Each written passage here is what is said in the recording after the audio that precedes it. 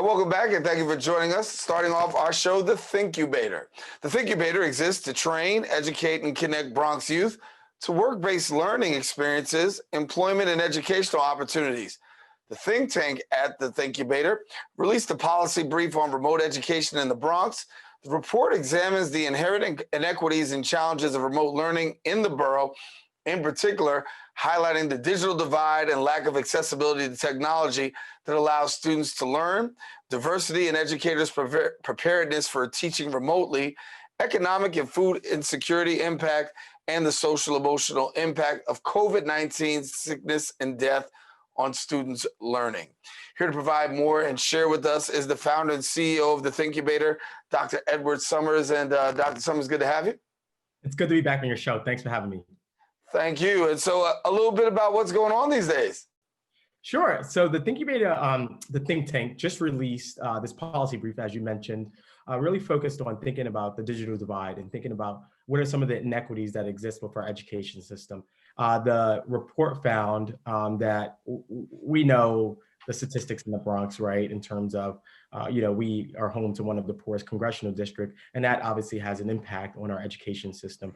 We know that 1/3 of young people in the Bronx don't have access to high-speed internet. 1 in 5 can't complete their homework because of lack of access to technology. So we know that these issues exist. We also know that the Bronx, because of COVID, has seen just devastation in terms of economic devastation, in terms of job loss. We're about a 17% unemployment rate in the Bronx. We've also seen a number of deaths in the Bronx. We rank 5th in the country of the number of deaths and number 25th in the country in terms of the number of COVID cases. All of these have an impact on our young people in the Bronx and the way in which they're studying, the way in which they're able to complete their assignments, the way in which they're just socialized to learning online. And so the think tank decided to do this policy brief because of a study early on that James Waldron, was a 17-year-old apprentice with our organization, conducted on COVID-19 and its impact on youth. That initial study led us to think about, all right, so let's think about the challenges that young people are facing with remote education. And so what we learned from that study was that, one, the access to technology continues to be a challenge, particularly broadband and high-speed internet continues to be a problem for our young people. Also, we're learning that a lot of teachers have been trained to teach in the classroom, not necessarily online.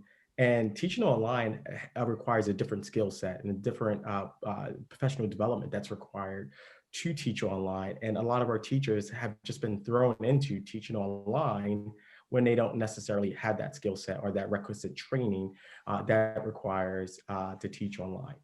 Talk to me a little bit about laptops, because I did hear, and I've heard boots on the ground, that there are people who are saying that students don't have access to laptops. And so you've got this remote learning environment. The assumption is everybody's got a laptop, everybody's got wireless. But what we're finding, and I'm hearing, is that it's specifically not the case. What can you tell us about that? Have you heard that? And does your report cover that? Sure, it most certainly does.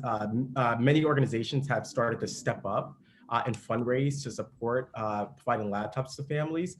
What we're learning is that many youth are reporting, and their families are reporting that what you can do on an iPad, you can't do, you can't do what you can do on a laptop on an iPad. So for instance, if you're in high school and you have to write a paper, it's very difficult to do that on an iPad. So the DOE has done a great job of trying to distribute technology, but there's just been a major gap. Organizations such as the Bronx Community Relief Effort, DreamYard, Here to Here have been working to bridge that digital divide and provide laptops to the community through their efforts. And so there are many more examples of organizations actually trying to bridge this digital divide by providing laptops. That accessibility challenge is real, and it challenges a young person to complete their assignments online. It's great to have an iPad, but you can't do everything on the iPad. You need a laptop to actually write a paper and to do more extensive research on issues that you're studying in school. So that remains a problem in the Bronx. That digital equity challenge in the Bronx Community Relief Effort and the Bronx Foundation have been very focused on this Bronx digital equity challenge. Yeah. And so from your perspective, how big is the divide? I think it's huge. I think 1 in 4, the report says, of young people who attend schools in the Bronx don't have adequate access to technology. That's laptops and actually high-speed internet. And so you could have the technology, right? So you could have a laptop, you can have an iPad, but if you don't have access to high-speed internet, that creates some challenges.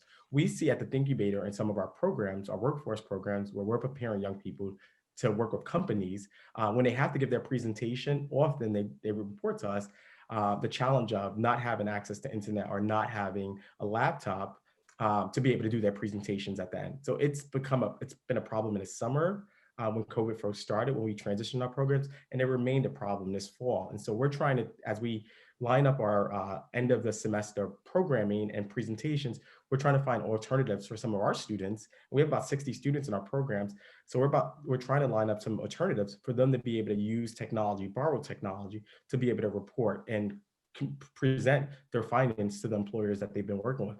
So it is a huge issue in the borough. And we're trying to do what we can to support young people, one, in their learning, but also in their work-based learning experiences where they're working for employers and have to present out as well. The big challenge is that you've already got this divide of educational disparities already in African American communities, communities of color, on the educational gap. You add the digital divide in, we have a compound problem. We do have a compound problem, and what many are arguing that this year is a lost year, quite frankly, with COVID and the fact that we've had to rapidly, and all credit to the DOE in terms of being able to just rapidly change what their traditional model has been for years, right? But many are arguing that this year is really, the year and a half is really lost for many in low-income Black and Brown communities, particularly the Bronx, because of this digital divide, and where you have about 40% of people in the Bronx, or young people in the Bronx, learning online versus going in person. Now, this is a rapidly changing situation, right? Recently, the mayor announced we were going to close down schools, and now we're back to schools. And the new policy has been, if you were going in sort of this hybrid format where you're going 3 days a week, that's no longer the case. Now you can go 5 days a week. So there's been some changes in the education system, and it's quickly evolving. I think that our leaders are doing the best they can with the information that they have to respond to this challenge that we have. But many are arguing that this last year and a half is going to be a lost year educationally. And as we know, that sets back our community and our young people tremendously from a point where they're already disadvantaged, right? So they're going to be even severely more disadvantaged compared to their counterparts in wealthier neighborhoods and communities. Do you agree with the theory that it is a lost year? I mean, I know a lot of people say it, but it may be a hard pill to swallow. But do you agree with that theory as an educator that this is a lost year? Unfortunately, for some families, I do think that, and I see it in the community directly and in my own family as well, the challenges that relatives in my family have with working with their young people on virtual or online learning. Some of the folks in my family just don't understand it and don't get it, and don't have the prerequisite training at home to help support their young people. So it is a challenging environment. So I do think for some, it's definitely going to be a lost year, and we're going to have to do a lot of makeup. I know at the Thinkubator, what we've been trying to do is just contain the same amount of rigor in our program offerings that we do if it was in person. We've tried to keep that consistency so that it's not a lost year. But I do think in many regards, it's going to be a lost year for a lot of people. And next year, it's going to be a challenging environment to catch up where we're already behind already because of the inherent inequalities and inequities in our system, particularly around funding, particularly around teacher preparedness, particularly around teacher retention in some of our schools in the Bronx as well.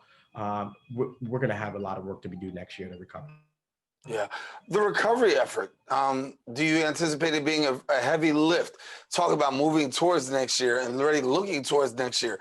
I mean, parents are really challenged right now. Students are challenged right now. But as an educator on the inside, how much of a lift is it going to be in this recovery effort?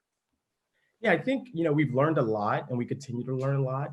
I think that what's really, really important, and the policy brief indicates this in one of its recommendations, is that feedback loop and making sure that we're consistently getting feedback not only from teachers and administrators, but from families and students as well. I think that's going to be critical in thinking about the recovery effort. It's realistically, we're looking at fall of 2021 of when where probably things are going to be somewhat normal, and not completely, right? And so I think that over this next couple of months, over this next 8 months or so, what we have to do is make sure that we're closing the feedback loop, getting as much feedback from all constituencies as possible to make sure that we have a recovery that's equitable and fair and that responds to the many challenges that our communities are facing. I think often what happens in recovery effort is that we don't engage a diversity of people and we don't have a diversity of perspectives and lived experience to formulate policy that makes sure that we have a recovery that's equitable, but the recovery that's for everyone, that will suit everyone and support everyone. So we have a lift.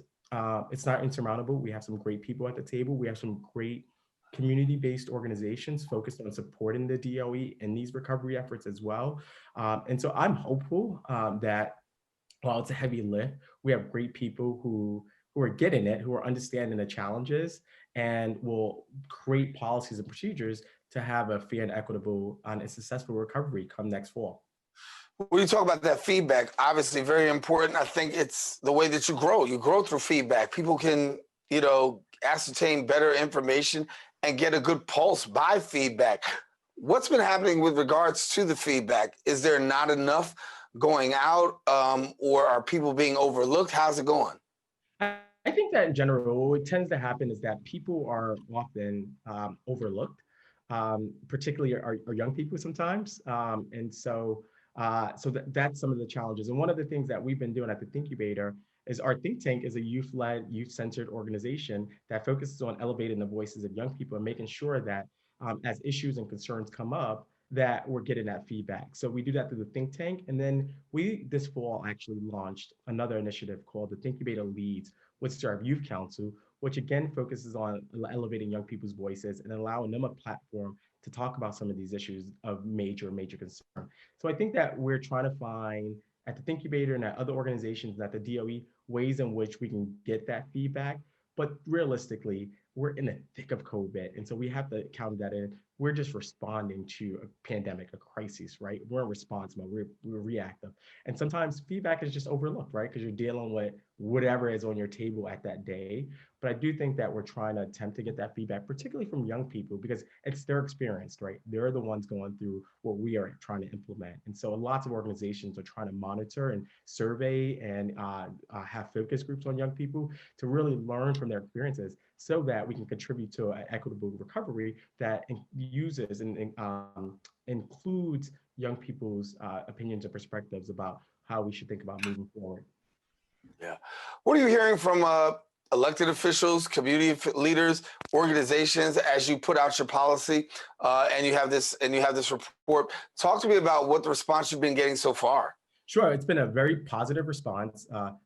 A major trade organization called District Administration, which is a trade organization and produces a magazine and a publication for district educated leaders, looked at the report and marveled about it, and actually did a write-up on the report looking at the 4 policy recommendations. And what they called it was 4 COVID era lessons learned from the Bronx, which I thought was amazing. The fact that you can learn something from the Bronx, right? And other people around the country and around the world are actually looking at it. But more locally, local leaders have endorsed and embraced our report. A lot of our other community-based organizations have agreed with our recommendations and endorsed it and said that we're on the money with our thinking about how we should think about the issues in the Bronx. And I go back to the Bronx Community Relief Effort and the Bronx Community Foundation, Dream Yard and Here to Here, who are doing really good work on pushing the issues around digital equity and trying to close that gap in the borough. And this report corresponds and relates very well to those efforts that they've been pushing out. So it's a report that we're glad that we pushed out, particularly because it was led by youth. It was led by the survey that James Waldron did, a 17-year-old apprentice, and the respondents for our survey that James Waldron did were all young people, no adults whatsoever. So we're leading and guiding through youth voice, and we do that through the research that James has done. Yeah. So you got the report, you got the policy, you got the public support. The question is, where do you go from here? That's a good question. We have a great ally in the Bronx Executive Superintendent, Dr. Ross Porter, who we worked with this summer on a Thinkubator solution day, where the young people looked at how to think about school culture as we come back to school. So this is definitely a subject that we've been and will continue to engage Dr. Ross Porter on.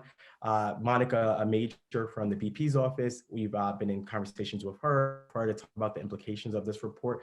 So we will make sure that we're working with our leaders to think about how we support them in these recovery efforts. And so that's how that's where we're going from there. It's just really being on the ground now and saying, we know what we know, we have these recommendations. How do we support you? How do we work collectively together to eradicate some of these issues and challenges that we're seeing in the Bronx? Yeah. How do people get connected to the Thinkubator? I mean, you guys are front and center on the issue. You've got a good pulse on the matter. If somebody's saying, listen, I want to get connected, how do they go about doing that? Just go to our website. You'll see the multitude of programs that we offer. The think tank has its own web presence and all the reports that it's produced. So you can find us at thethinkubator.org. All righty, Edward Summers, we're going to leave it there. Thank you so much for joining us and the great work that you're doing with the Thinkubator, and great work. As a matter of fact, James Waldron, as you said, inspired that, and so by a 17-year-old. So we can learn a lot from our young people. Thank you. All righty. Listen, we want you to stay with us. We do have more show. Don't go anywhere. The Social Justice Forums will continue after this quick break.